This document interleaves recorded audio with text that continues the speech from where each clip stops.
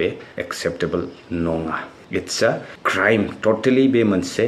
crime होननानै जों बुंनांगोन बेनि साजाखौबो बिथांमोना मोनथारनांगोन बर' कमिउनिटिया जुदि एक्सेप्ट खालामनांगौ गोनांब्ला बिथांनि दैदेननायाव बिथांनि नोजोराव बिथांनि गाइडेन्सआव दिनै बिथांनि मावथिफोरा नै बेफोरबायदि ससियेल मिडियानि गेजेरजों एन्टायर जोंनि बर' कमिउनिटियानो सोनारनानै थायो हेल' एसबि ब्लगनि नायगिरि नोंथांमोन बयखौबो हेल' एसबि ब्लग चेनेलनि गोसो गोरबोनिफ्राय बरायनाय थाबाय नोंथांमोना नुबाय खोनागासिनो दङ इउटुबार सासेनि फारसे एबसुनि सानैसो व्यक्तिफोरा बुद्धिराम ब्रह्म होननाय जाय बिथाङा बिआरबि बड' कमेन्ट इउटुब चेनेलखौ सालायो बुधिराम ब्रह्म बिथांनि फारसे जि जाथाय जानाय आं नैबेनि मोनसे भिडिअ अलरेडि बानायनानै दोनदों गेलारियाव सेभ दङ किन्तु आं बेखौ आपल'ड होथ'वाखै आं सानदों भुला सोरनि मार गोरोन्थिया सोरनि आरो जिहेतु मोनसे एक्टिभिटि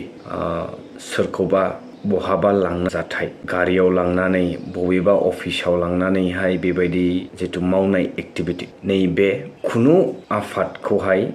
आयेनखौ गावनि आखायाव लानायनि जोंनि संबिधानावहाय बेनि खुनु प्रबदान गैया आरो बे गोरोन्थियानो 100% गोरोन्थि भिक्टिमा हयथ' कनभिक्ट बा भुलानो मावदोंमोनब्लाबो बेखौ बे आयेनखौ जोंनि आखायाव लानायनि मोन्थायखौ जोंनो आफाद हिसाबै फरायसा आफादानो होन बा सोरबा पलिटिकेल पार्टी बा जिकुनु अर्गेनाइजेसन जोङो ल'नि बारगा जोङो बेखौ मावोब्ला जि ल'आ जोंनि मोनसे बाउन्ड्रि होना दोनदों बेखौ जोङो बारगा मावोब्ला बेयो साजा मोननाया साजाया मोनखागोन दा जियानो हक नैबेनि फारसे बुद्धिरामा गावनि स्टेटमेन्टखौ होदों गावनि पइन्टखौ बिथाङा बुंदों बुमारदोंना बुमाराखै बेनि किसु प्रमाणखौ बिथाङा होदों आरो बेलाफारसेथिं एबसुनि सानैसो दैदेनगिरिफोरा क'क्राझार जिल्लानि आं एक्जेक्टलि कालेक्ट खालामनो हायाखै स' जियानो हक गोबां इउटुबार्सफोर आरो गोबां दैदेनगिरिफोराबो नैबे बुद्धिराम ब्रह्म बिथांनि फारसे जानाय जाथायखौ लानानै ससियेल मिडियानि गेजेरजोंहाय गोबां बाइट्स होनायखौ जोङो नुनो मोनगासिनो दं दा नैबेनि फारसे आंनि फारसे मोनसे सिम्पोल अपिनियन होननानै सानदों जाय बिथाङा गोरोन्थिखौ मावदोंमोनब्ला बेखौहाय बबेबा खनायाव लांनानै बुनानै बा जिखुनु बेबायदि एक्टिभिटि खालामनाय बेनि मोन्थायखौहाय बिथांमोननो सोर होखो नैबेसो सोंथिया दिनै जुदि मानगोनां जोंहा दिपेन बर' माहारियारि आफादनि आफादगिरिनि फारसे बिथाङा भिडिअ लाबोदोंमोन माखासे हेट्रेड स्पिच जुदि होदोंमोन बे जुदि संबिधाननि एगेन्स्टआव दङ संबिधाननि बारगा जुदि बिथाङा बुंदों जितु right to speech freedom of speech बेनि दायरियाव गैयि सोदोब जुदि बाहायनानै बुंदोंब्ला बे गोरोन्थि जानायनि बेलायावहाय बिथांमोना जुदि गोरोन्थि मावग्रा व्यक्तिखौ अफेन्स मोनदोंब्ला बेखौ लांनानैहाय गावसोरनो बिजिरनायाबो गोरोन्थि बे मोनसे खोथा आरो निजन नारिफोरनि फारसे माखासे केलेंकारि खालामनाय दाबसे जायगानिफ्राय दाबसे जायगायाव थाफैनाय बेफोर बाथ्राखौ जोङो खोनानो मोन्दों बेनि खेंफोरथिखौ बुद्धिराम ब्रह्म बिथाङा गावनि बिआरबि बड' कमेन्ट चेनेलनि गेजेरजोंहाय क्लेरिफिकेसन होनायखौबो जोङो खोनानो मोनो आरो माखासे मेडिकेल रिपर्टनि एक्सरे रिपर्ट बायदिसिना जखम जानाय जायिखौ बिथाङा होदों दा बेफोरखौ गासैखौबो नोजोर होनानै नायोब्ला भुला सोरनिमा बेवहाय जुदि बुनाय जाथाया सैथोब्ला भुलाथ' दिनै मोननैबो फारसेनिफ्राय दङ जुदि बिथाङा माखासे अफेन्सिभ खोथा जुदि बुंदोंमोन जि खोथाखौहाय बिथाङा बुंनायनि मोन्थाय गैया अब्ला बिथांनिबो गोरोन्थि आरो बेलाफारसेथिं दाय मावनाय व्यक्ति जाय बिथाङा जुदि हेट्रेड स्पिच होनायनि गेजेरजोंहाय भुलखौ मोनदोंब्ला बिथांखौ जाय सुबुंफोरा बुदों बिथांमोनाबो बे अफेन्सआव गोलैबाय बिथांमोनाबो दायखौ मावबाय अबा साजा मोननांगौआ बिथांमोनाबो दिनैनि समाव दा बुंनो गोनाङा बिसोर जोंनि माहारियारि आफादा दिनैनि समावहाय मानो सोंखारि जानो गोनां जाबाय थादों जोङो नुबाय थांनाय बिसायख'थिनि समावबो उइथ प्रुफ गोबां जाथायखौ नुबाय लैहोर बिथांनि खोथाखौ बुंनोसै आङो last day of the vote third फेजनि जिथु बिसायख'थि जोंनि बर'फोरनि उथुमाय centre nerve of the Bodo' peoples नैबे टाउनाव क'क्राझार सहर गेजेराव लैहोर बिथांखौ अफिस सेरावनो गस्ला बोखावनानै आथिंजों जौहरनायबो माखासे क्लिप्सखौ नुदोंमोन आरो थारैनो बुनो थांनाय आरो बेनि फारसे एफआइआर होनाय बायदिसिना जाथायबो थांबाय दा बिथाङाबो बुद्धिराम ब्रह्मआबो एखेरायैनो बुजादों होनना बुंदों नाथाय बेनि क्लिप्सखौ जों नुवाखै सन्देह जायो अब्लाबो बिथाङा गावनि चेनेलनि गेजेरजों फोरमायबावोदि बोरैहाय बुनाय मानो थाखाय बुनाय बहा लांनाय बोरैहाय जानाय आरो माखासे माखासे मेडिकेल रिपर्टजोंहाय एसे खोथाया कनफिउसनाव फैदों बेनिखायनो बेखौ मोजाङै बिजिरनांगौआ गोनांथि आरो भुल बुजाबुजिनि गेजेरजोंहाय खुनु जोङो मोनसे एक्जेक्ट क्लेरिफिकेशनखौ जों मोननो हानाय नङा अब्लाबो बुंनो गोनाङा बेनो जे आफादा आफादैनो थागोन किन्तु आफादाव जुदि सोरबा गोरोन्थि मावदोंब्ला हयथ' बे आफादगिरियानो जा सेन्ट्रेलनियानो होन डिस्ट्रिक्टनियानो होन प्राइमारिनियानो होन गोरोन्थिया जुदि जामारदोंब्ला बेनि फारसे हारिनि नामावहाय हारिखौ जुदि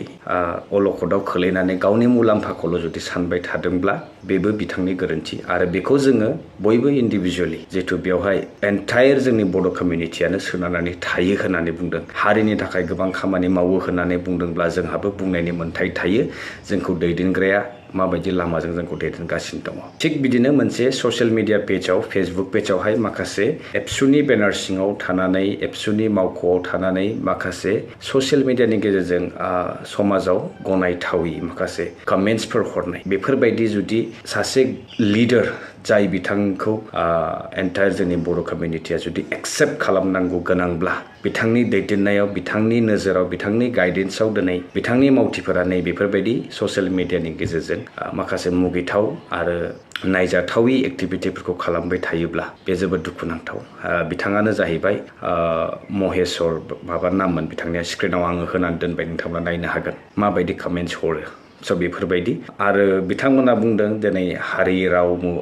हारिमु जोंनि जाथि जोंनि राव जोंनि कालसारफोरखौ रैखाथि होनो थाखाय एबसुआ गोबां अबदान दङ बे राइट नाथाय दैदेनगिरिया माबायदि आफादा आफादै हिसाबै थागोन किन्तु आफादाव जुदि गुबुंले माखासे दैदेनगिरि थायोब्ला बे सोंखारि जाथावना बै पार्टिकुलार इन्डिभिजुवेलनि फारसे जोङो सोंखारिनो गोनां बाध्य जायो थिग बिदिनो दिनै जोङो नुदों गोबां एग्जाम्पल्स दङ आङो गासैखौबो दिनै नैबे भिडिअनि गेजेरजोंहाय होजोबनो सानाखै जियानो हक बुधिराम ब्रह्मआ सैथो ना दिनै एबसुनि फारसे खेंफोरथि लाबोनानै बिथाङा नंखाय होननानै बुंनाया सैथो बेखौ जोङो समनि गेजेरजों मिथिनो मोनगोन आरो लोगोसेनो जोङो दिनैनि समाव नुगासिनो दं एबसुआ